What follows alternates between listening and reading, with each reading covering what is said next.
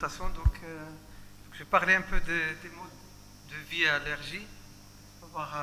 On a longtemps discuté dans le bureau, est-ce qu'il faut mettre mode au pluriel ou au singulier. Vous voyez de quoi on discute dans le bureau sur des détails, il faut être très important. Très bien. Alors, donc, je crois que ça a été dit, donc, les maladies allergiques sont en croissance exponentielle partout dans le monde.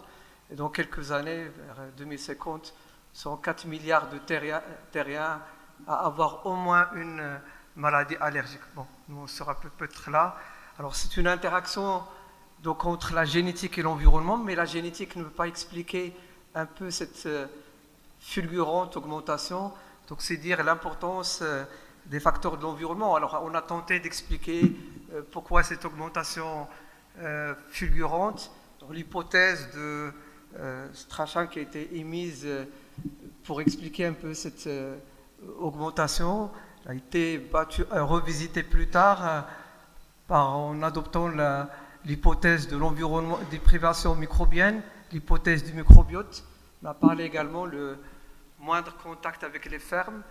On a parlé également de l'exposition aux allergènes. Certains disent qu'il y avait toujours les allergènes et que ça n'explique pas un peu cette augmentation fulgurante. Quel est l'impact de la pollution, l'impact de l'alimentation, et puis la signature épigénétique. Donc tous ces éléments donc, qui caractérisent un peu la vie moderne, on va les voir, ont été regroupés dans ce qu'on appelle la théorie de la microdiversité, et on parle maintenant de l'exposome, qui signifie tout à quoi l'organisme a été exposé depuis la conception jusqu'à la fin des jours. Donc ça regroupe une composante interne, une composante externe. Donc la composante externe se compose donc de tout ce qui nous entoure. Donc nous ne vivons pas seuls dans la planète et nous sommes influencés parce que nous vivons, parce que nous mangeons, parce que nous inhalons. Et puis donc ce qui est également spécifique, tout ce qui est microbiote intestinal. Et puis tout ce qui est interne, donc c'est les modifications, les métabolismes, les réactions biochimiques qui se produisent au niveau de notre système, au niveau de notre organisme. Hier, Jamila parlait des omiques et un peu du métabolisme particulier de certaines substances au niveau de notre corps. Alors donc, vous voyez donc la vie moderne expose à plus de 2000 irritants. Donc tout ce qui est plastique, tout ce qui est irritant, tout ce qui est allergène. On va parler de l'impact du changement climatique, l'impact de la pollution. Il faut également souligner, on parle beaucoup des perturbateurs endocriniens, et tout ça donc, peut agresser un peu l'épithélium bronchique. Les maladies allergiques, c'est finalement des atteintes de la barrière épithéliale. Donc ça expose à des maladies allergiques, la rhinite allergique, l'asthme, la dermatite atopique et l'allergie alimentaire. Donc nous voyons que la biodiversité, c'est-à-dire la perte ou le déséquilibre au niveau de tout ce qui entoure le système, l'organisme, peut être délétère. Et ce contact avec les milieux naturels, il est très important parce qu'il enrichit le milieu naturel. Il favorise l'équilibre immunitaire et puis donc c'est une protection contre le développement des allergies et des maladies inflammatoires. Le professeur Tyrone en a parlé tout à l'heure, c'est toutes les maladies inflammatoires, que ce soit le Crohn, on parle même de certaines maladies neurologiques.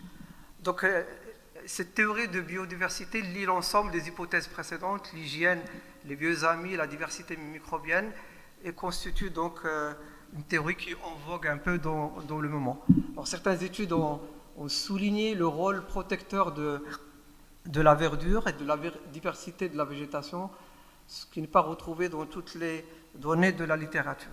En tout cas, l'impact de l'environnement qui est autour de nous est très important dans l'acquisition de notre microbiote.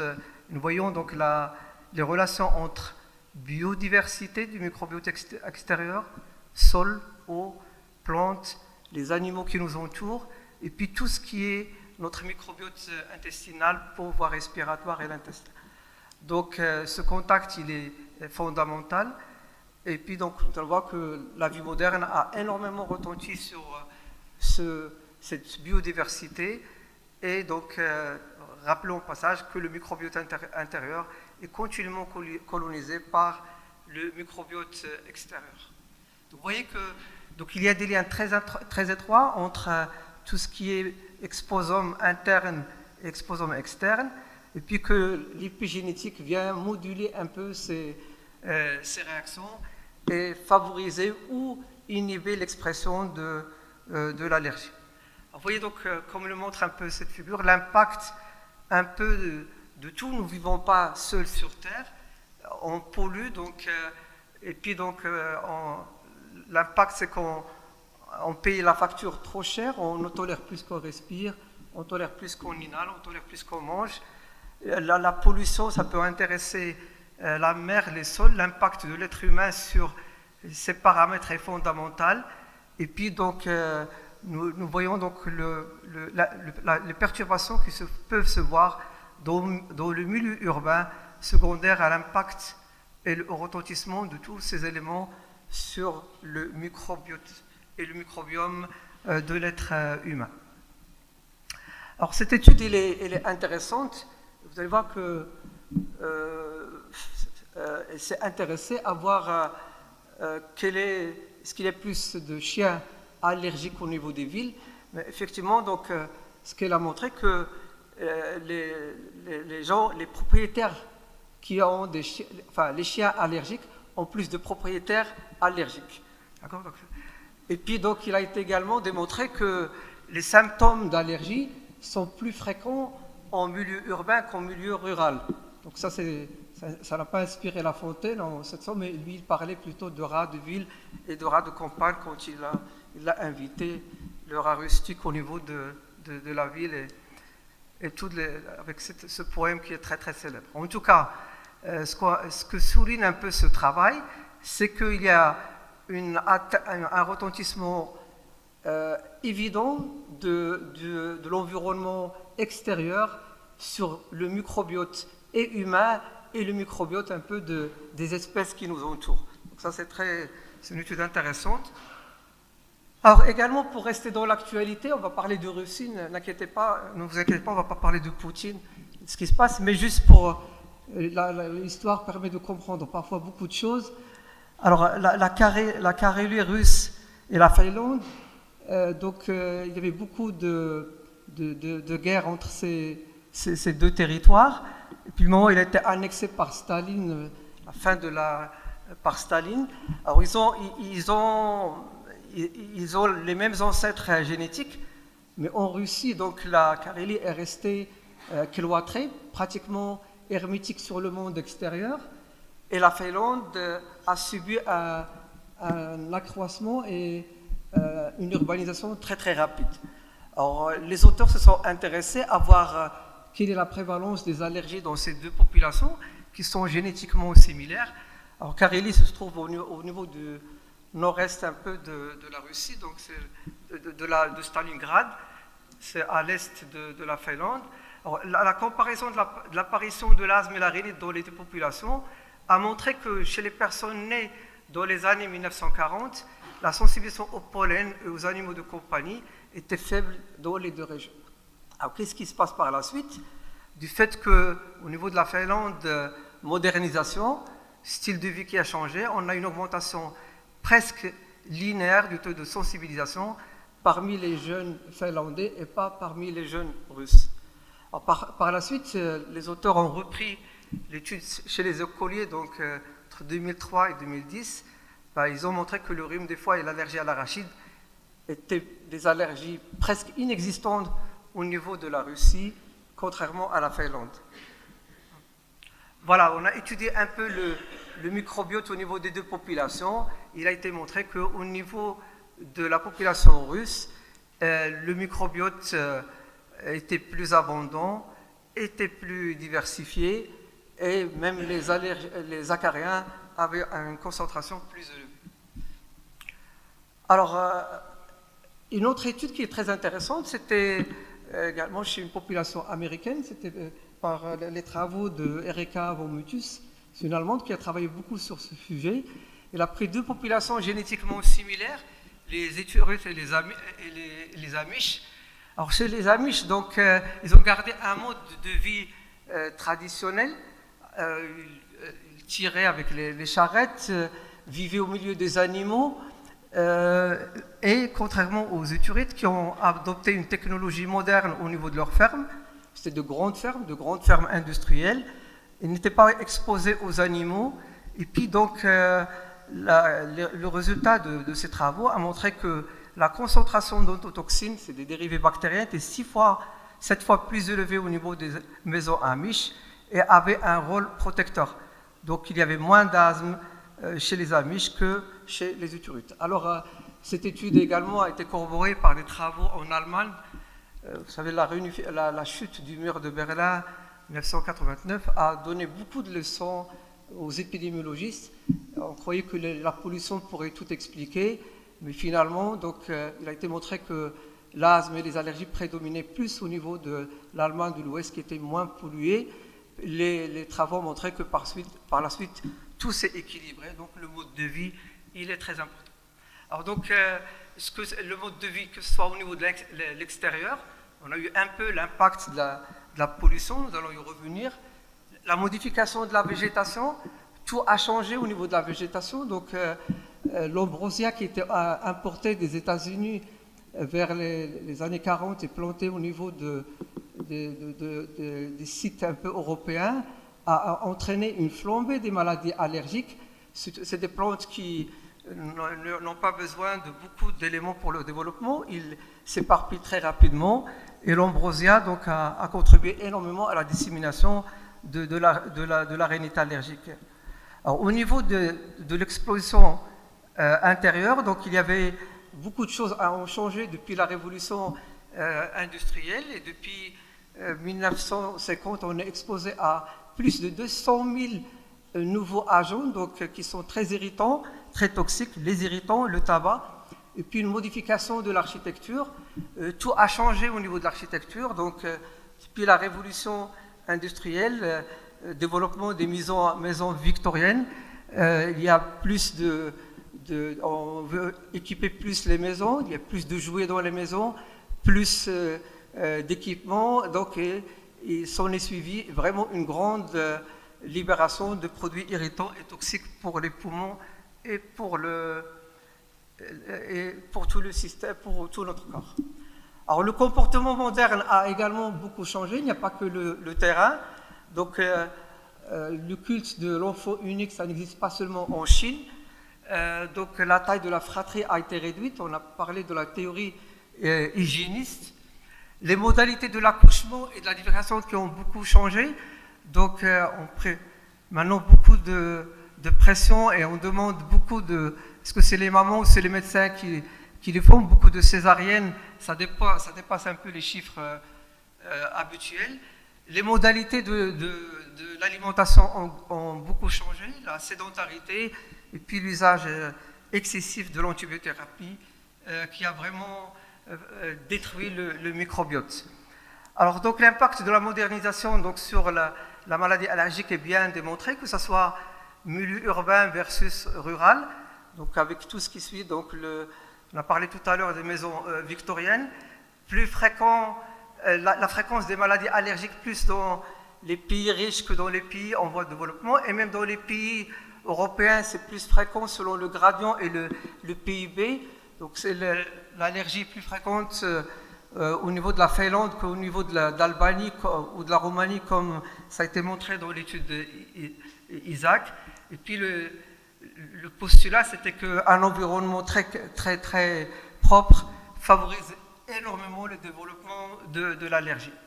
Donc ça, c'est bien démontré. Je vais passer très rapidement. Alors, aux États-Unis, on a beaucoup incriminé l'habitat social mal fait, l'invasion des blattes, et puis donc l'exposition à des allergènes. Le mètre carré ayant grimpé plus que les salaires, les allergènes se retrouvent de plus en plus concentrés dans un environnement très très réduit. Voilà, comme le suggère un peu cette étude un peu chinoise qui montre que les allergènes sont plus fréquents au niveau du milieu rural, au niveau du milieu urbain plutôt qu'au niveau du milieu urbain. Il y a pratiquement des milieux urbains en Chine qui ne connaissent pas ce que c'est l'allergie ou l'asthme. Alors le problème, c'est que ça va être compliqué les prochaines années parce que 2/3 de la population des pays en voie de développement vivraient dans des villes, et au niveau de la population dans les pays nordiques, 85% vivraient dans des grandes métropoles. Actuellement, il y a plus de 43 métropoles qui ont plus de 10 millions. Alors, pollution, allergie, donc, ça c'est le grand problème au niveau des villes. Vous savez, donc, je ne reviendrai pas beaucoup sur la pollution extérieure, j'insiste beaucoup sur la pollution intérieure, les composés organiques volatiles, donc tout ce que nous ramenons un peu dans notre maison, tout ce qui est les tapis, les moquettes, le revêtement mural qui a beaucoup changé, la crise de l'environnement, enfin du pétrole qui est survenu dans les années 70 suite à l'embargo du pétrole, a favorisé le double vitrage et la modification de l'architecture, ce qui a favorisé la diminution de la ventilation et l'humidité, ce qui a augmenté l'augmentation et la survenue de maladies allergiques. Donc voilà, je passe très rapidement sur tout ce qui est polluant, c'est bien documenté. Alors là, je passe sur ces éléments juste pour rappeler que ça a été bien démontré que vivre auprès d'un axe autoroutier, moins de 200 mètres, ça favorise la survenue de maladies allergiques, que ce soit de l'asthme, de la rhinite ou de l'eczéma. Et beaucoup d'écoles sont situées en milieu urbain, près de grands axes autoroutiers. Alors je rappelle que la pollution automobile n'est pas la seule responsable. Un avion au décollage produit environ 14 kg d'oxyde d'azote. C'est l'équivalent de la production de 2000 voitures quand il parcourt 25 km.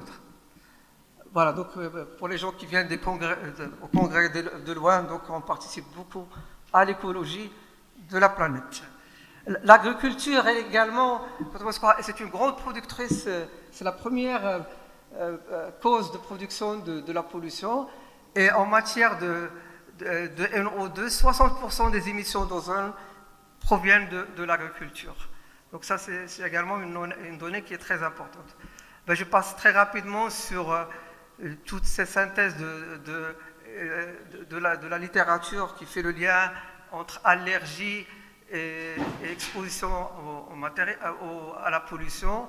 Je passe très rapidement. Donc j'ai beaucoup insisté sur le formaldéhyde qu'on voit pratiquement, donc tout ce qui nous entoure, c'est l'école, toutes les substances avec lesquelles on décore nos maisons, tout peut libérer des médiateurs de l'inflammation et des particules toxiques pour nos poumons, d'autant plus que c'est concentré au niveau de